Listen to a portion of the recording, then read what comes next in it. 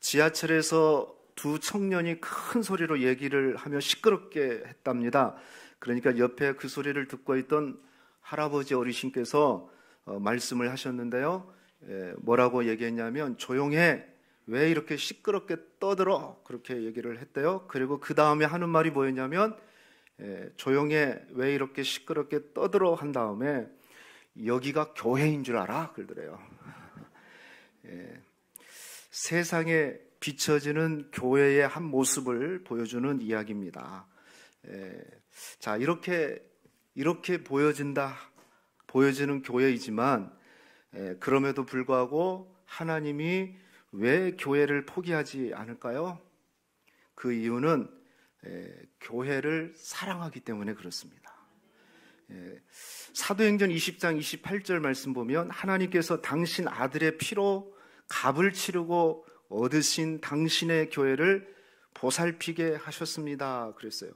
교회를 무엇으로 샀다고 그럽니까? 당신의 아들의 피로 샀다. 피의 값으로 샀다.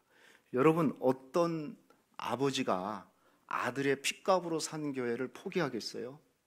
아무리 어렵고 흠있고 문제가 있다 할지라도 아들의 피값을 치르고 얻은 것을 어떻게 내려놓겠어요? 주님은, 그래서 우리 하나님은 교회를 포기하지 않고 아들의 피값으로 십자가로 샀기 때문에 교회를 존귀하게 여기는 겁니다. 교회를 존귀하게 여겨요. 그게 우리 하나님 아버지의 마음입니다. 지난주에 교회는 하나님의 집이라고 말씀을 전했습니다. 교회는 하나님을 아버지로 모시고 하나님을 아버지로 모신 영적 가족이고 진리의 기둥과 터 위에 세워진 것이 바로 교회다라고 얘기를 했어요.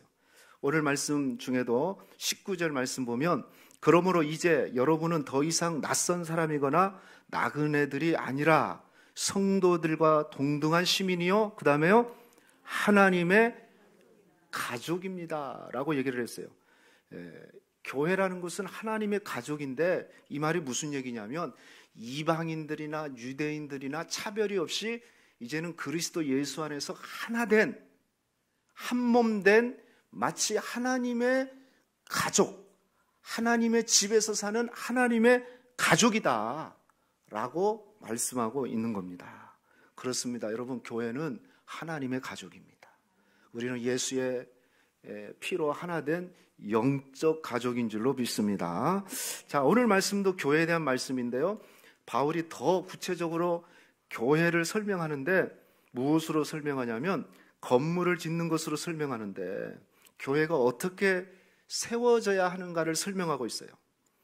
여러분, 교회 크게 얘기하면 이 공동체, 또 작게 얘기하면 내 자신이 교회잖아요. 교회가 내 자신과 이 공동체라는 예수 가족, 예수의 가족인 이 공동체가 어떻게 세워져야 되는가, 세 가지로 말씀드릴게요. 자, 첫 번째는요, 한번 해볼까요? 바른 기초 위에 세워져야 된다. 한번 크게 해보세요. 바른 기초 위에 세워져야 된다. 자, 20절 보십시오. 너희는 사도들과 선지자들의 터 위에 세우심을 입은 자라. 그리스도 예수께서 친히 모퉁이 돌이 되셨느니라. 여기 중요한 단어가 뭐냐면 모퉁이 돌이에요. 혹시 건물을 지어본 사람은 잘 알 겁니다. 건물을 짓는데 터가 얼마나 중요하고 그리고 모퉁이 돌이 얼마나 중요한지, 이것이 건물을 짓는데 기초가 되는 겁니다. 기초. 그런데 어느 터에다가 세우라고 얘기를 했어요? 선지자들, 사도들과 선지자들의 터라고 얘기했어요. 사도들과 선지자들의 터라는 말은 그들의 가르침 위에 세워져야 된다. 조금 더 얘기하면은, 다른 말로 하면 성경 위에 세워져야 된다. 교회는 어디에 세워져야 됩니까?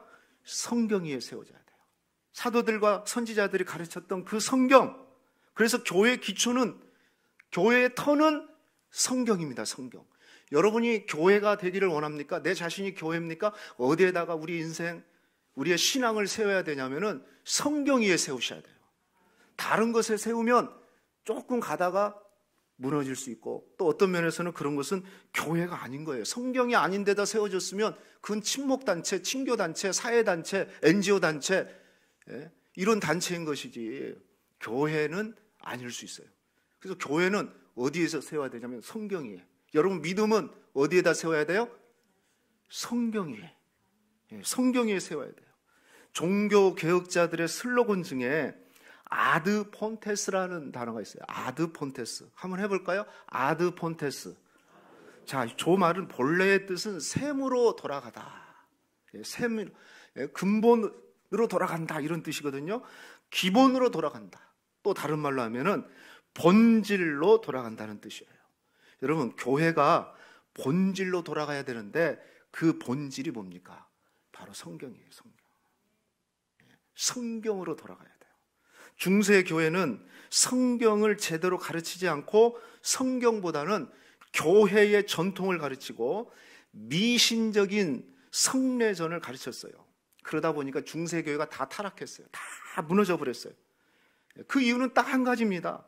바른 기초 위에, 즉 성경 위에, 아드 폰테스, 본질 위에 세워져 있지 않았기 때문에 교회는 무너질 수밖에 없었던 겁니다. 다시 말씀드립니다. 교회의 바른 기초는 뭡니까? 성경이에요. 성경. 어디에 세워져야 돼요? 성경입니다.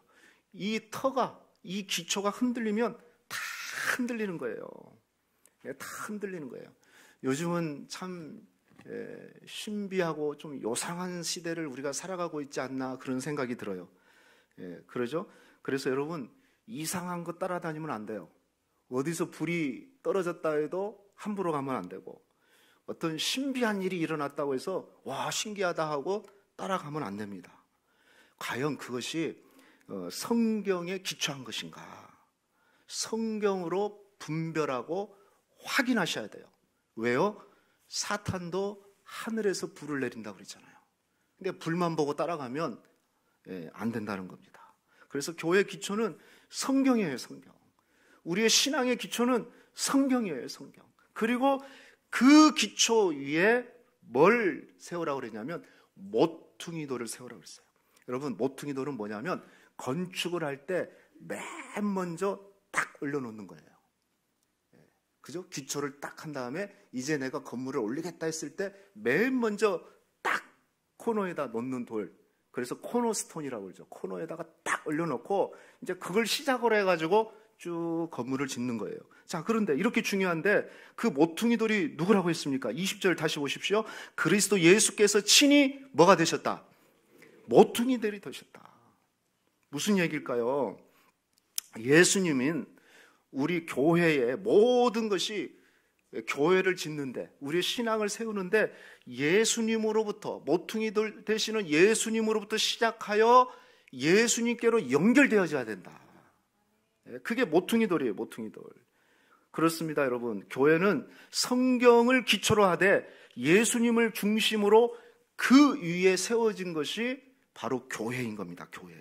만약에 성경을 기초하지 않고 예수님과 연결되지 않는 교회라면, 아무리 그것이 교회라는 이름, 간판을 갖고 있고, 그리고 뭐 어떤 직분을 갖고 있다 할지라도 그것은 교회라고 할 수가 없어요. 성경에서 말하는 기독교회라고 얘기할 수가 없는 겁니다. 우리는 모퉁이 돌 대신 예수님과 연결되어져야 돼요. 자, 베드로전서 2장 6절 말씀 보십시오. 우리 같이 한번 읽어볼까요? 시작. 성경에 기록되었으되 보라, 내가 택한 보배로운 모퉁이 돌을 시온에 뒀느니 그를 믿는 자는 부끄러움을 당하지 않. 내가 택한 보배로운 모퉁이 돌을 시온에 두었는데 그를 믿는 자는 뭐하지 않는다? 부끄러움을 당하지 않는다. 반드시 구원받는다. 그러니까 예수님을, 성경을 기초로 하고 예수님을 모퉁이 돌로 삼아서 교회를 세우는 자, 믿음을 세우는 자, 인생을 세우는 자는 부끄러움을 당하지 않고 반드시 구원을 받는다, 이 말씀이에요. 여러분, 교회 되기를 원하십니까? 바른 기초 위에 세우시기를 주의 이름으로 축원합니다. 자, 두 번째, 또 교회를 세우기 위해서는 어떻게 해야 되느냐? 서로 연합하고 함께 성장해야 된다. 21절 보십시오. 한번 같이 읽읍시다. 시작. 그 안에서 건물마다 서로 연결하여 주 안에서 성전이 되어가고, 아주 중요한 것이 서로 연결하고 또 성전이 되어간다 그랬어요. 교회를 잘 표현하는 언어 중에 하나가 뭐냐면 서로라는 단어예요. 서로. 한번 관심 가지시면은 신약 성경에서 서로라는 단어가 몇 번 있는가 한번 쭉 보세요. 교회를 얘기하는 거거든요. 교회를 표현하는 단어예요. 근데 여기 보면 서로 연결하다 이렇게 얘기했는데, 이게 원어적인 뜻으로는 조금 더 강합니다. 아주 강해요. 아주 잘 결합되어 있다. 아주 밀접하게 쫙 짜져 있다. 꽉 짜져 있다. 견고하게 엮여 있다 라는 뜻이에요. 마치 우리 여기 지금 벽처럼 보세요. 아주 수많은 이 벽돌들이 아주 촘촘하게 꽉 짜 있잖아요. 빈틈이 없을 정도로 꽉 짜 있는 것처럼 서로 연결하단 말은 그런 얘기예요. 꽉 짜 있다. 밀착되어 있다. 그런 얘기입니다. 이 말은 적용하면 이런 거죠. 신앙생활은, 교회는 절대로 혼자 못한다. 서로 해야 된다. 서로 연결해서 해야 된다. 할렐루야. 혼자 믿음 생활할 수가 없어요. 쉽지가 않아요. 예? 왜 그럴까요? 신앙생활은요, 혼자 자기 수행하는 것이 아니에요. 종교는 자기 수행이나 자기 수련이나 아니면 소위 도를 닦는 것, 그래서 어떤 지경에 이르는 깨달음을 통해서 어떤 경지에 이르는 것이 종교인데, 신앙생활은 그런 것이 아니에요. 신앙생활은 절대 혼자 수행하는 것이 아니에요. 그렇죠. 신앙생활은 공동체, 교회를 이루어서 함께 하는 것이 바로 신앙생활입니다. 신앙생활. 그래서 절대 혼자 하기가 쉽지가 않아요. 할 수 없다 이렇게 단정할 수는 없겠지만 혼자 하는 것이 건강한 게 아니에요. 그래서 오늘 말씀했잖아요. 주 안에서 서로 연결하고 밀접하게 꽉 결합되어 있어라, 이런 얘기죠. 만약에 그렇게 되면 어떻게 된다고 했습니까? 서로 연결되고 주 안에서 뭐가 되어가고 성전이 되어간다. 여기 되어간다는 표현은 역시 조금 번역이 좀 약해요. 아욱사노라는 헬라어 단어인데, 이것은요 성장한다는 뜻이에요. 증가한다는 뜻이에요. 무슨 얘기일까요? 서로 연결해가지고 있는 그 교회는 성장할 수밖에 없다, 이런 얘기예요. 서로 엮여 있어가지고 함께 성장한다는 거죠. 어느 교회는 성장을 해요. 또 어떤 교회는 성장하지를 못해요. 어떤 성도는 막 믿음이 쑥쑥 자라나는 것이 보여요. 근데 어떤 성도는 오랫동안 교회를 다녔는데도 여전히 동일해요. 성장이 더디어요. 아예 어떤 분은 그냥 딱 정체되어 있는 사람들이 있어요. 옆 사람한테 한번 물어볼까요? 성도님은 어떠세요? 한번 물어봐요. 네? 정체되어 있는 사람이 있어요. 정체되어 있는 사람. 근데 왜 그런지 아세요? 뭐 여러 가지 이유가 있겠지만은 오늘 말씀에서만 비춰본다면은 서로 연결되어져 있는가가 중요해요. 아니면 혼자 하는가? 혼자 하는가? 마치 종교 생활처럼 혼자 하는가? 이건 좀 다른 거예요. 그래서 서로 연결되어 있으면은 성장할 수밖에 없어요. 또 서로 연결되어져 있기 때문에 불편한 것도 있어요. 왜냐하면 서로 보세요. 서로 연결되어져 있기 때문에 어쩔 때는 서로 갈등하고 싸우고 큰 소리 내고 또 미워하고 그러죠. 그렇잖아요. 그래서 여러분, 그런데요, 갈등도 사랑하니까 생기는 거예요. 사랑하지 않는 사람하고 갈등할 일이 뭐 있어요? 나하고 엮여 있으니까 그런 거죠. 그런데 신기하게도 서로 연결되어 있으면 갈등하면서도 싸우면서도 성장을 해요. 아이고, 나는 갈등하는 거 싫어. 나는 혼자 조용히 그냥 할래. 그러면 갈등은 없을지 모르지만 신앙이 성장하는 것이 더디어요. 그런데 신기해요.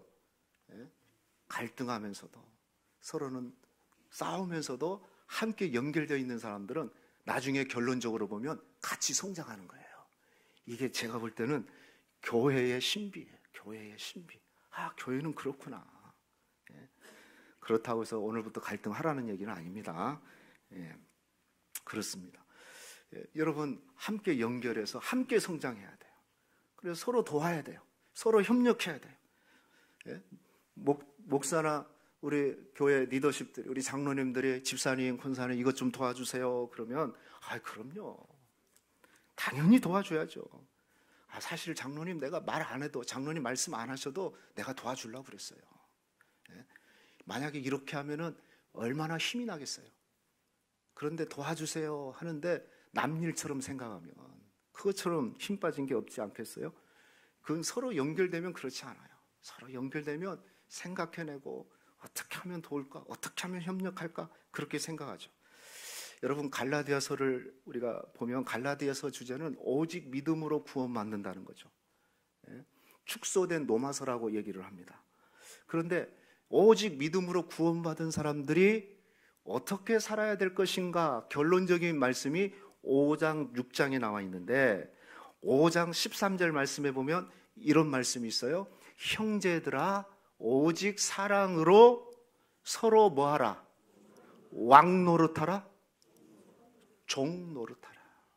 주인 노릇하라? 아니요, 종 노릇하라. 믿음으로 구원받은 것이 맞으면, 하나님의 은혜로 구원받았어요.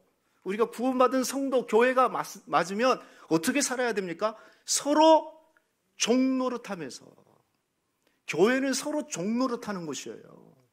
세상에는 지위에 따라서 왕 노릇하고 주인 노릇하고 텃세 부리면서 그렇게 구성되어 있을지 모르지만 교회는 그런 곳이 아니에요. 교회는 종 노릇하는 거예요. 목사님 내가 섬길게요. 장로님 그건 내가 섬길게요. 왜? 종 노릇하는 곳이기 때문에 그렇습니다. 만약에 그렇다면 얼마나 교회가 건강해요. 종 노릇한다. 우리 옆 사람한테 한번 축복할까요? 우리 서로 종 노릇합시다. 어떤 분은 서로 왕 노릇하려고 그런 것 같아요. 종 노릇하는데요. 종 노릇하는 거. 그리고 갈라디아서 6장 2절 말씀은 또 이렇게 얘기를 하고 있어요. 우리 크게 읽어봅시다. 시작. 너희가 서로, 그렇습니다. 너희가 짐을 서로 지라. 짐을 서로 떠밀어라. 이거 너 해, 네가 해. 거의 떠밀어요. 요즘 보면 내 짐, 자기 짐을 막 떠밀어주는 거예요. 자기 짐도 안 져요. 그런데 믿음으로 구원받았다면 어떻게 살아야 돼요? 너희가 짐을 서로 져라. 나누라는 거죠. 나누라는 거. 함께 나누라는 거예요. 그럴 때 가벼워요. 가벼워져요. 근데 떠밀으면 무거워지죠. 떠밀으면. 그래서 교회는 종 노릇하는 거. 그리고 서로 짐을 짐으로써 교회를 이루어가면서 함께 성장하는 거예요. 그게 교회예요. 아까 일부 때 문득 말씀 전하다가 생각이 났어요. 어렸을 때 부흥 강사한테, 그러니까 말씀보다는 그런 것들이 많이 남는 것 같아요. 중학교 2학년 때인가 3학년 때인가 부흥 강사가 그런 얘기. 교회에 가면은 세 가지 성도가 있대. 세 가지 성도가. 하나는 빨대 성도. 빨대. 주일날 되면은 빨대만 가져가가지고 이쪽으로 가서 다 꼬수고 쪽쪽쪽 빨아먹고, 이쪽엔 또 뭐 있는가 하고 꾸셔서 또 빨아먹고. 빨대 성도. 저는 한나방만 들어갑니다. 한나방 가서 막. 근데 여러분, 빨대만 들고 다니면 안 돼요. 교회는 또 어떤 사람은요, 종이 신앙이래. 종이는 뭡니까? 종이는 교회 와가지고 바삭바삭거려요. 막 그냥 얘기만 하는 거예요. 막 시끄럽게 막 자기 얘기만 하는 거예요. 그런데 종이가 약한 게 물이잖아요. 물. 비 오는 날은 안 와. 굳은 날은 안 하고 맑은 날만 와가지고 쫑알쫑알 거리고 그냥 가는 거예요. 또 하나 신앙이 뭐냐면 고무줄 신앙이에요. 고무줄은 뭡니까? 고무줄이 늘어나는 거잖아요. 교회에서 좋은 일 있대 그러면 고무줄처럼 쭉 늘어나가지고 막 있다가 야 우리 같이 뭐 좀 하자 그러면 슉 들어가 버린대요. 그러니까 뭐 교회에서 오늘 뭐 맛있는 거 준대 그러면 고무줄처럼 쭉 늘어나서 다 있다가 야 이거 같이 설거지 좀 하자 그러면 슉 들어가요. 우리 옆 사람한테 한번 물어봐요. 우리 집사님은 어떤 신앙이야? 한번 물어봐요. 제가 중학교 때 들은 것 같아요, 이 얘기를. 아니에요. 교회는 종로릇하는 곳이에요. 서로 짐을 지는 곳이에요. 그래서 하나님의 법을 아까 갈라디아서 6장 2절 뒤에 내가 빼버렸지만 서로 짐을 지어 하나님의 법을 성취하라, 교회를 이루라, 이 얘기인 겁니다. 여러분, 그런 은혜가 있길 축복합니다. 우리나라 초기 기독교 시대 때 미국의 선교사들이 와가지고 선교사들이 운동을 했는데 땀을 흘리면서 테니스를 하고 있었어요. 테니스 아시죠?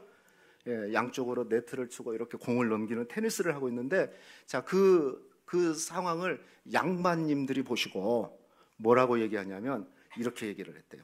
아이고, 저렇게 힘든 것을 왜 직접 하는지 몰라? 예? 종들한테 시키면 될 것을. 예?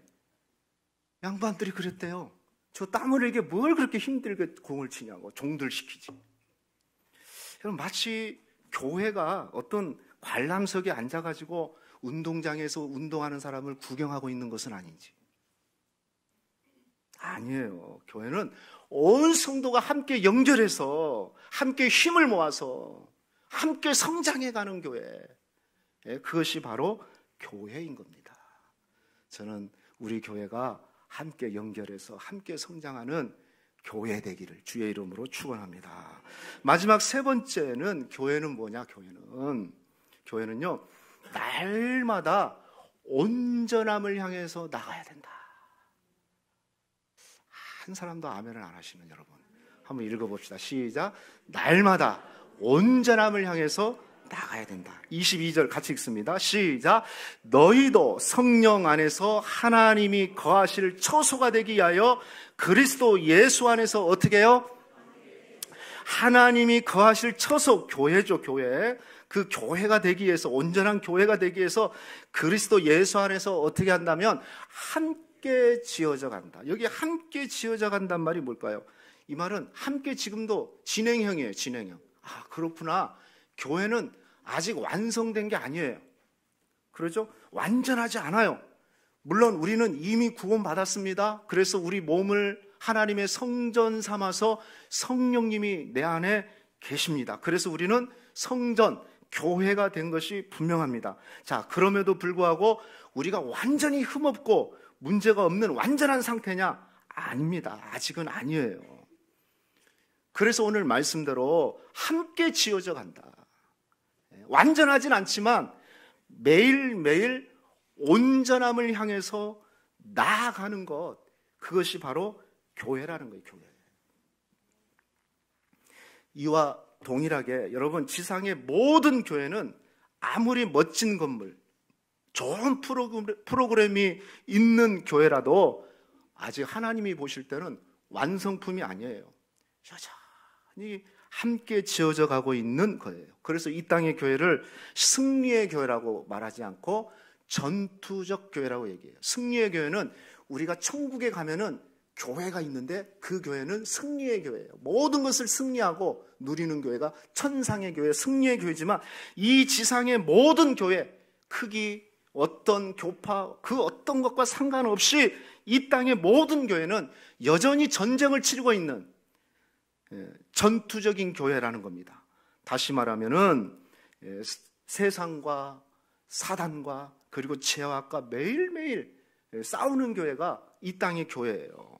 그래서 그것을 함께 지어져 간다. 함께 싸워가서 승리하는 그날까지 우리가 같이 나가야 된다. 이 얘기를 지금 하고 있는 겁니다. 여러분, 끝까지 승리하시기를 주의 이름으로 축복합니다. 다시 한 번 더 설명하면, 지금 이 지상의 교회는 마치 건물이라고 그랬잖아요. 건물 짓는 것처럼 얘기했잖아요. 그래서 건물 짓는 공사장과 같아요. 공사장. 여러분, 실제로 건물을 짓는 공사장을 한번 가보십시오. 얼마나 어수선하고 얼마나 시끄럽고, 뭐 기계 소리, 연장 소리, 사람들 말하는 소리, 일하는 소리가 섞여져 가지고 끊임없이 나는 겁니다. 때로는 공사장에서 사고까지 일어나요. 그런데 마치 교회는 그런 공사장과 비슷하다는 거예요. 왜? 지금 지어져 가고 있는 완성품이 아니니까. 지어져 가고 있으니까 연장 소리도 나고 기계 소리도 나고 이런저런 시끄러운 소리들이 막 들리는 거예요. 그게 교회예요, 교회. 그런데 이런 교회를 잘못 알면은 어떻게 생각합니까? 교회가 왜 이래? 왜 이렇게 시끄럽고? 그런데 기억하셔야 돼요. 교회는 당연히 시끄러운 거예요. 아직 완성되지 않았기 때문에. 아직 공사 중이기 때문에. 그래서 우리는 그런 교회를 이해를 하셔야 되는 거죠. 저는 이분 목사님 말을 참 좋아해요. 스캇 솔즈 목사님이 그래서 이런 얘기를 했어요. 우리 같이 한번 읽어볼까요? 시작.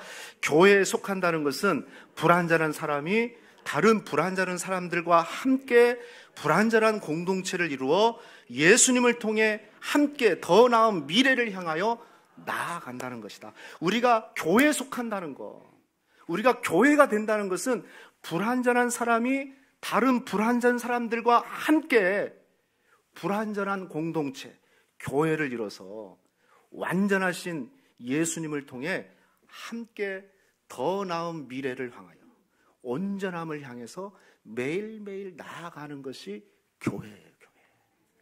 여러분, 교회는 아직 완전히 아니에요. 왜? 내가 불완전한데요?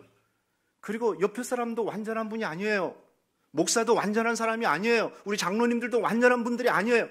불완전한 사람들이 이렇게 모여가지고 불완전한 공동체를 이루어서, 하지만 예수님과 함께 더 나은 미래를 향해서 매일매일 나아가는 것, 그것이 바로 교회인 거예요. 교회. 할렐루야. 교회가 내 마음에 안 듭니까? 교회가 여러분의 기대에 못 미칩니까? 그럴 때 이렇게 생각하셔야 돼요. 아, 그래, 지금 우리 교회는 공사 중이지. 그러면 다 되는 거예요. 여러분, 공사 중입니다. 매일매일 우리는 공사가 끝날 때까지 나가야 될 줄로 믿습니다. 얘기 하나 하고 마칠게요. 사실 이 얘기도 언젠가 제가 말씀드린 것 같습니다. 미국의 유명한 전도자 중에 돌아가셨습니다. 빌리 그레암 목사님 다 아실 겁니다. 우리 한국에서도 오셨어요. 자, 그 사모님, 누스 그레암 사모님 얘기인데요. 어느 날 두 분이 운전을 하고 어느 동네를 지나갔는데 그 동네 골목에 이런 안내 문구가 기록되어 있더래요. 공사 중입니다. 불편을 드려 죄송합니다. 이렇게 안내판이 들어있더래요. 그리고 볼일을 이제 다 보고 뭐 언제 지나갔는지 다시 그곳을 지나갔는데 안내 문구가 바뀌었다는 거예요. 어떻게 바뀌었냐면 공사 끝, 그동안 인내해 주셔서 감사합니다. 이렇게 바뀌었대요. 그 바뀐 안내판을 보고 이 사모님이 그 목사님한테 이렇게 얘기했대요. 여보, 내가 죽걸랑 내 묘비에 저 말을 써주세요. 뭐라고 썼어요? 공사 끝, 그동안 인내해 주셔서, 참아 주셔서 감사합니다. 이렇게 써달라는 거였어요. 그리고 실제 이 사모님이 돌아가셨는데 그 묘비에 저렇게 써져 있어요. 저 밑에 보면은 영어로 써져 있는 겁니다. Thank you for you 하면서 patience라고, 참아 주셔서 고맙습니다. 멋있잖아요. 예. 여러분, 저는 그런 것 같아요. 우리 인생 또 우리의 교회 여전히 공사 중이에요. 공사 중. 그런데 언젠가는 공사가 끝납니다. 여러분은 공사 안 끝나요? 예, 언젠가는 끝납니다. 예, 언젠가는 끝나요. 그때 뭐라고 얘기해야 돼요? 예, 공사 끝. 그리고 참아주셔서 감사합니다. 여기 남편들은 아내들에게 그래요. 나 같은 사람 참아주셔서 고마워. 그죠? 그리고 아내들도 마찬가지예요. 나 같은 사람, 공사 끝, 나 이제 끝났네 내 인생. 그리고 나와 함께 해줘서 참아줘서 고마워. 그게 우리 인생이에요. 저는 교회도 마찬가지라고 생각합니다. 교회는 여전히 공사 중이고 온전함을 위해서 가지만 이게 끝이 아니고 반드시 끝이 옵니다. 끝이 와요. 공사 끝 할 때가 있어요. 우리는 그리고 참아내고 힘들고 어려워도 그 공사가 끝날 때까지 참아내고 이겨내고, 그래서 온전함을 이룰 수 있도록 여러분이 힘쓰시기를 주의 이름으로 축원합니다. 그때까지 잘 인내해서 나와 우리 그리고 공동체가 온전한 교회를 이루도록 여러분 힘쓰고 함께 성장해가는 저와 여러분 되기를 주의 이름으로 축원합니다.